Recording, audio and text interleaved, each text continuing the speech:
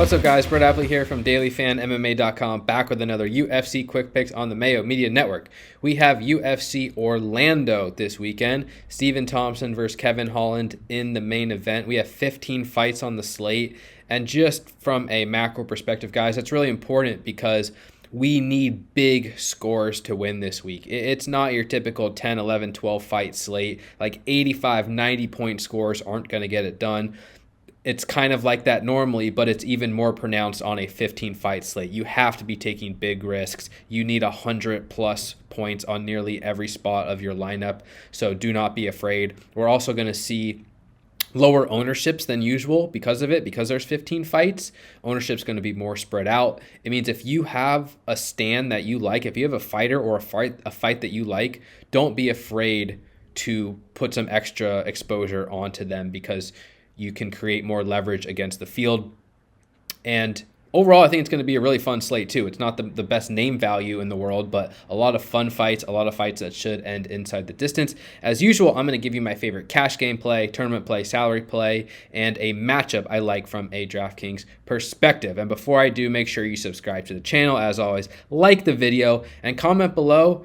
Just give me one underdog you think is going to win. Like I said, there's 15 fights on the slate, 15 winners. If you can get the right dogs, I mean, you are going to be in an absolutely great spot. So very curious to hear who you guys like this weekend. Without further ado, let's get into my cash game play of the week, which is going to be Rafael dos Anjos at 9.6K. All right, in cash games, I like Rafael dos Anjos at 9.6K. You know the drill. I'm not screwing around here with cash games. We have to play the best plays, and dos Anjos rates out among the very best plays on this slate from a floor and ceiling perspective, but more so from a safety standpoint. Minus 600 to beat Bryan Barberena this weekend. He is the biggest favorite on the board, and I mean, I think he's a little bit safer just in comparison to Jonathan Pierce right below him, who is going to be very, very popular in tournaments, and I like Pierce quite a lot, but that Pierce fight could be a war. And dos Anjos, I think, is going to have a little bit easier time against Barberena. He should be the superior striker and definitely the superior grappler over Barberena, who's defending takedowns at 55%, and Barberena, he just gives up so many takedowns to average or below average competition, just dating back to even 2020. 5 takedowns given up to Anthony Ivy, 8 to Jason Witt, 4 to Darian Weeks, 5 to Matt Brown. And he won a few of these fights, but dos Anjos definitely projects to land a few takedowns here, if not more. 1.96 average per 15 minutes for dos Anjos, but Barberena is just very poor defensively, so I expect dos Anjos to land takedowns, earn that top control, land some ground and pound, maybe even threat for a submission, and that gives him a high floor from a DraftKings perspective as well. I also think he's a competent striker. He averages 3.58 significant strikes per minute, 61% striking defense. That is better than the 44% striking defense of Bryan Barberena. Dos Anjos is only plus 175 to win inside the distance, so that's where comes into play in tournaments. Perhaps you pivot to someone like Jonathan Pierce or Sergey Pavlovich, someone who has a much better chance to win inside the distance in theory. But from a cash game perspective, I like safety in terms of the money line, in terms of the style, in terms of the matchup, and I think dos Anjos is a clear cash game target at 9.6K. Okay, moving on to tournaments, I'm going to give you a little bit of a sneaky target here. I don't think this fighter is going to be too highly owned. It's Jack Hermansson at 8.7K. And it's a matchup that I do like. If Roman Dolidze wins this fight, I do think Dolidze scores very well, coming off 109, 115 point scores. However, Dolidze is a fighter who I kind of want to be light on in the long run. I don't really think he's as good as he's looked in recent fights. I don't love his fight IQ, and his numbers don't rate out that well. And Jack Hermansson, on the flip side, he came into the sport kind of as an aggressive grappler, and he's had a lot of success striking in recent fights, where he went 5 rounds with Sean Strickland, landed 137 significant strikes, and most recently outclassed Chris Curtis in boxing range, 100 significant strikes in 15 minutes. Dolidze has never shown an ability to land strikes in volume over any duration. He averages 2.6 strikes landed per minute, a career high of 51 significant strikes against John Allen, and that was 47 at distance. So if this fight plays out on the feet, I think Hermansson's a superior range striker, both in volume, effectiveness, cardio, etc. I'm really hoping that we get some grappling exchanges here, because that's where Hermansson is going to have a DraftKings ceiling. If this fight just plays out on the feet, Hermansson is not going to have the most upside. He's just coming off that win against Curtis in which he scored 70 points, and that's what makes him a risk. He's also plus 300 inside the distance. So that's why I just don't think he's going to be that popular. Inside distance line is not that good.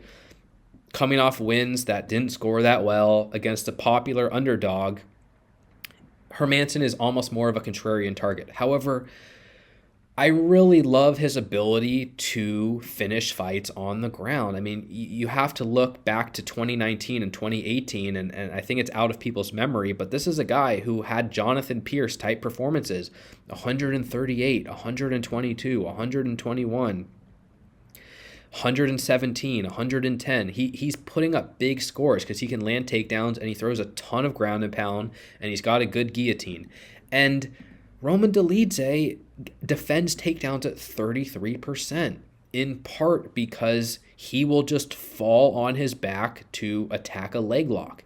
And he's been rewarded for it at times. Like in his last fight, he tore Phil Hawes's knee, and that directly led to a knockout on the feet right thereafter. But Dolidze has no problem dropping to the ground and attacking for leg locks. And yes, he might just get it, but I'll bet against leg lockers in the long run unless they're named Gordon Ryan. And I think if you give Hermansson some top control, it's just going to open up that path to a big score and path to a finish for him. So it's not the most confident play in the world, but this is kind of a contrarian option. And I think if Dolidze is getting outboxed, if he's getting tired, he's going to drop to the mat. Hermansson's going to have some grappling opportunities, maybe a sneaky chance to win inside the distance. I'm willing to take chances on him personally at 8.7K. I will have exposure to Dolidze on the other side, 7.5K. If Dolidze wins, it's probably a finish, but just not that high on him in this particular matchup, and I think Hermansson is pretty sneaky. He will be my tournament play of the week. Next up, my salary play of the week, I'm going to roll with Tai Tuivasa, 7.2K, and he may be popular to a degree. I don't think he's going to be overwhelmingly popular because he's going to be fighting Sergey Pavlovich, who will be among the most popular fighters on this entire slate at 9K. So Pavlovich is minus 230 to win this fight, minus 140 to win this fight inside the distance. That is the best line on the entire slate. Pavlovich coming off 4 consecutive first-round knockout wins, scoring 131, 109, 109, 107. And of course, I like Pavlovich. Obviously, you should have exposure to fights that are minus 600 to end inside the distance. Pavlovich is among the very best tournament options on the slate for his early KO ability. But I mean, Tuivasa's in this same fight. That's minus 600 to end inside the distance. And I'm very, very skeptical of Pavlovich outside of round 1. I mean, he's looked great and faced almost no adversity in these wins against Derek Lewis, Shamil, Maurice Green, Marcelo Golm. And in his UFC debut, he was TKO'd in the first round by Alistair Overeem. I've come to respect the game of Tuivasa more than I had years ago. And I like his leg kick ability. I think he's going to put Pavlovich through some adversity that Pavlovich has not faced in recent fights. And the bottom line is, for 7.2K, Tuivasa has a ton of fantasy upside. Plus 210 to win inside the distance. If he wins at all, it's very likely to be a knockout. He's so cheap, and he provides leverage against a very, very high-owned Pavlovich. So this is a fight that's so likely to end inside the distance according to the betting odds. Based on the style of each fighter, it makes sense as well. I do think Pavlovich is a great tournament option, but I'm very skeptical that he's actually deserving of a betting line this wide. I think the fight should be lined more competitively, and I like the underdog Tuivasa for that reason. High variance matchup, but certainly has knockout upside, and I probably favor him if the fight gets out of round 1. So Tuivasa, a lot of upside for 7.2K. He will be my salary play of the week. And finally, my tournament matchup of the week, I'm going to go with Natan Levy versus Genaro Valdez. Levy's minus 200, Valdez plus 170. Levy 8.9K, Valdez 7.3K. And I'm laughing just because, I mean, this is not a fight that's like fun to analyze in any sense of the word. And these guys they don't have the most skill in my opinion. But It's the lack of defensive skill that makes it such a good fight to target. Minus 230 ends inside the distance. I think it could even be wider. Valdez is a guy who was just knocked down 4 times in the first round in his last fight by Matt Frivola. Props to Frivola. Great guy. But I just don't think Valdez has defensive striking skills that will hold up at the UFC level, and I've also seen a lot of defensive wrestling weaknesses from him on the regional scene. However, he's an aggressive guy, and he's going to come out here trying to knock Levy's head off because that's just what Valdez does. All of his fights have ended inside the distance. All of his wins have come inside the distance, and a win for Valdez, probably an early knockout. Plus 285 inside the distance at a low ownership. You can sign me up for some exposure to Valdez here because I'm not very confident in Levy's durability or cardio or defense on the inside. He's given up 10 takedowns in his last 2 fights. Valdez probably puts up a really big score in a win. I am still going to favor Levy here, and he'll be my preferred tournament option, but don't discount Valdez completely. The reason why I'm picking Levy to win ultimately is just for the reasons we've already explained. Valdez is not strong defensively as a striker or a wrestler, and Levy has a karate background. He is decent at kicks from distance. He's also landed 12 takedowns in his last 2 fights. And I think if he's getting pressured, he's going to have to wrestle. Coming off a fight in which he landed 9 takedowns against Mike Breeden and scored, let me see, what did he score? 120 points in a decision.